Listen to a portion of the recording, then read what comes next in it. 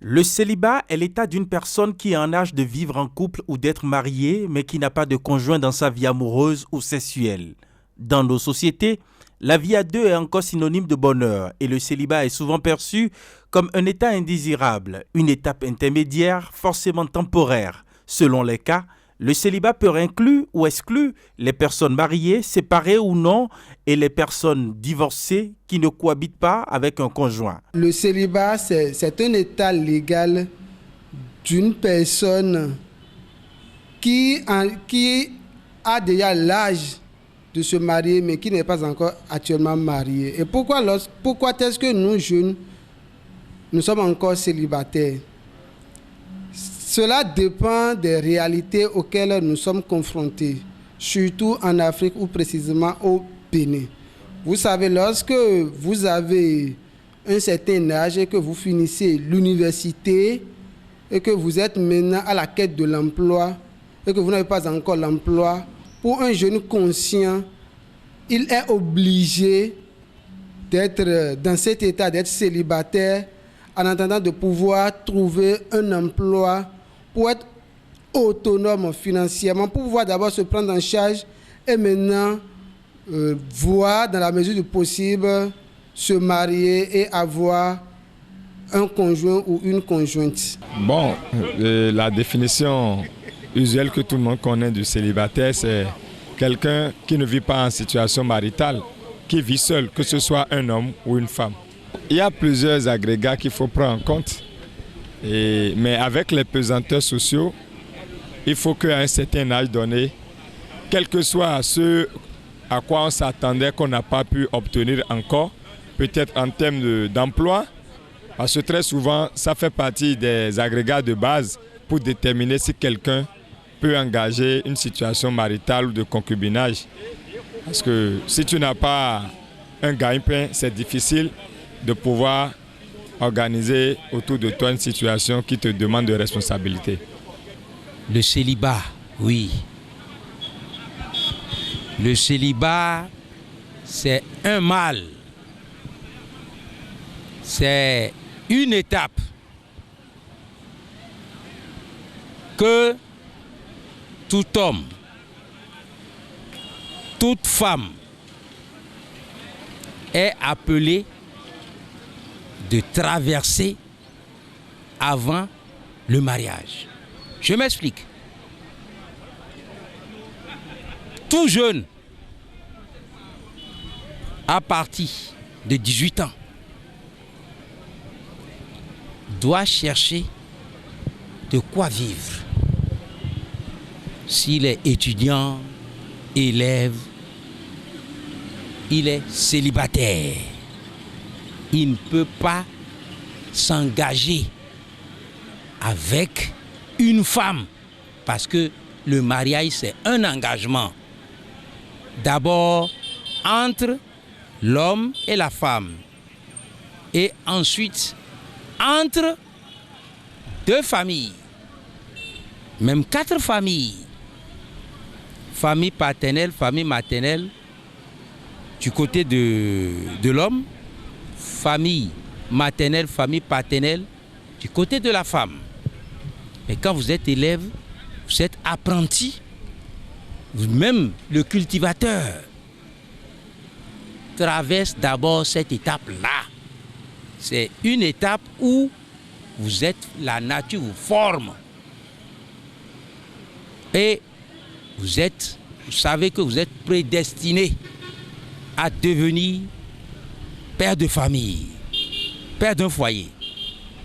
Maintenant, après le mariage, le célibat peut intervenir.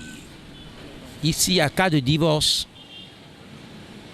l'homme devient célibataire, la femme aussi devient célibataire. Il y a séparation. Ça peut entraîner la dislocation du foyer. Maintenant, le célibat a plusieurs raisons que nous ne pouvons pas évoquer ici.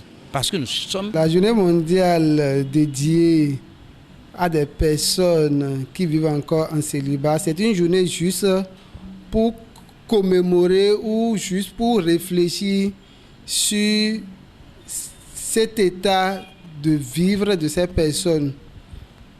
Donc moi, je pense que c'est une journée juste pour réfléchir sur l'état de célibat des personnes, parce que le célibat n'est pas, je dirais, un fait que quelqu'un accepte, mais parfois ça s'impose à nous qui sommes jeunes. Donc c'est une journée pour réfléchir, pour voir comment est-ce que nous jeunes, nous pouvons nous en sortir de cet état de vivre. Certaines personnes perçoivent le célibat comme une fin en soi et le vivent très mal. Et pourtant, il y a beaucoup d'avantages à être célibataire. Vous avez comme avantage, vous vous préparez à devenir père de famille. Donc vous devriez économiser. Vous travaillez, vous épargnez à quelque part. Et là, durant le mariage, ce qui doit servir à organiser le mariage, vous n'auriez plus besoin de l'apport indispensable des parents.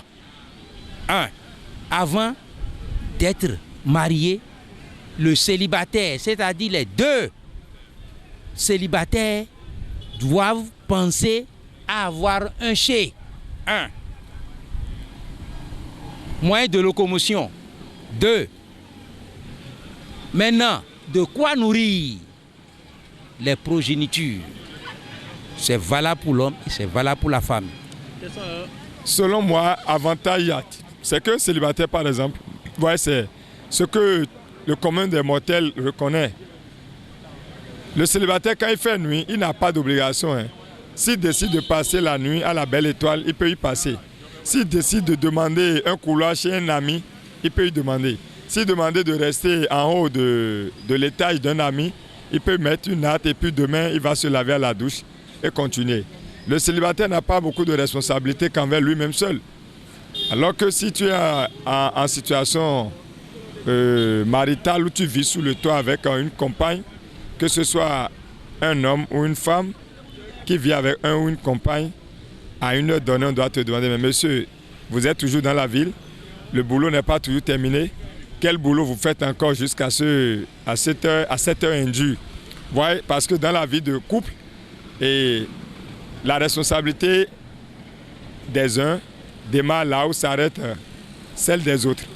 La femme contrôle, protège l'homme et l'homme aussi contrôle et protège la femme.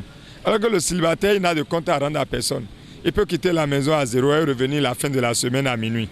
L'état d'esprit qui anime un célibataire, moi je dirais que tout dépend en fait de la fourchette d'âge dans laquelle se trouve un célibataire. Un jeune célibataire de 20 à 25 ans, tout dépend de ses ambitions. Mais lorsque vous franchissez 25 ans, 26 ans, vous n'êtes plus heureux d'être célibataire.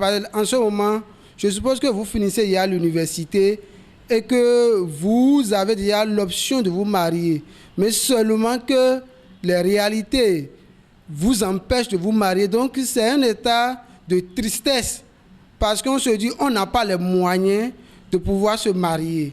Donc c'est un état de tristesse, surtout qu'à des moments donnés, l'on a aussi des envies ou bien l'on a aussi, je dirais, d'envie de procréer. Mais on est impuissant parce que financièrement, lorsque vous procréez, vous devez supporter financièrement, faire face aux charges. Donc c'est un état de tristesse et d'amertume qui anime en tout cas un jeune célibataire. Bon, d'une part, oui, il peut être heureux de façon financière parce que lorsque vous êtes célibataire, votre poche ne saigne pas assez. Vous avez la possibilité de pouvoir faire un peu d'économie. Donc c'est sur ce pan que moi je pense qu'un célibataire peut être heureux, mais en grande partie, un célibataire n'est pas heureux parce qu'il doit manger. Et le manger, un célibataire, très souvent son manger se trouve dans des restaurants au dehors. Donc c'est des choses, lorsque vous êtes célibataire, c'est des choses qui vous arrivent et qu'à des moments donnés, vous avez faim. Surtout lorsque vous êtes jeune et que vous ne savez pas préparer. C'est des choses où vous revenez tardivement. Vous devez encore aller dans un restaurant manger et aujourd'hui on voit la manière par laquelle nos bonnes dames préparent. Donc tout ça, c'est des choses qui agacent Mais lorsque vous êtes marié, vous venez, on vous sert, et vous mangez, et vous êtes heureux. Pendant cette période de célibat, l'on apprend à se connaître davantage, se comprendre, s'accepter et s'aimer tel que l'on est, avec des zones d'ombre et de lumière. Malgré de nombreux avantages que présente le célibat, il y a également des inconvénients sur la personne célibataire. Ben, les inconvénients, c'est trop. La prostitution, 1. L'homme célibataire est exposé à tout. La prostitution amène la gabegie financière. Ça entraîne les maladies. Parce qu'un célibat, que ce soit homme, que ce soit femme, quand il a envie du sexe, certains ne se contrôlent même pas, se livrent à la vaille-que-vaille avec n'importe quel partenaire. Je dis, c'est valable pour la femme, c'est valable pour l'homme. Alors là, bonjour les dégâts. C'est les inconvénients, ça. Vous êtes exposé à tout risque, à tout danger. Vous dépensez n'importe comment. Si vous êtes conscient, côté alimentaire, vous allez préparer votre nourriture. Mais un célibat n'a pas le temps de préparer régulièrement la nourriture ou bien de chauffer régulièrement sa sauce, par exemple. Mais il va au bord de la route payer à manger. Il y a le cas du veuvage qui oblige à être célibataire. C'est comme moi qui vous parle. Je suis un veuf. Je sais ce que j'endure avec mes enfants. Donc, ce n'est pas bon. Ça a plus d'inconvénients que d'avantages. On dit, regardez son âge, il ne peut pas prendre une femme à côté. Et c'est lui qui va puiser de l'eau. C'est lui qui va écraser le maïs au moulin, puisque nous sommes des Béninois. C'est lui qui va au marché pour les en plaindre. Ou bien, si vous appelez l'enfant de quelqu'un aujourd'hui, demain, après-demain, le père géniteur peut dire, et si ta peine ne va plus. Le célibat, parfois, quand cela se retourne vers l'homme, la société tolère. Un homme qui a 40 ans, qui n'a pas une situation maritale, la société accepte qu'il n'est pas prêt. Quand il serait prêt, il va s'engager. Mais la société ne conçoit pas que déjà même une femme, après 20 ans, 22 ans, 23 ans, 25 ans, 30 ans, qui n'est pas un mari, c'est comme si elle a décidé de se prostituer. C'est le regard de la société. Et on ne peut que vivre avec cette considération-là. Ce qui fait qu'aujourd'hui, en matière de célibataire, la femme est plus en vue que l'homme. Je dirais à tous les jeunes de prendre peut-être leur mal en patience. Parce que être célibataire, ce n'est pas, je dirais, un fait en soi. Mais il faudrait que nous jeunes, nous soyons que l'heure de Dieu sonnera et que d'un jour à un autre, nous allons quitter cet état et nous retrouver, pourquoi pas, dans la poule de ces personnes qui sont mariées et que nous vivrons notre vie ou notre ménage de façon heureuse. Le célibat, comme la richesse, ne fait que des demi-philosophes. Le célibat, c'est la vie vide. Dicite Henri Frédéric. Le 11 novembre de chaque année est une journée consacrée pour célébrer le célibat depuis 1990.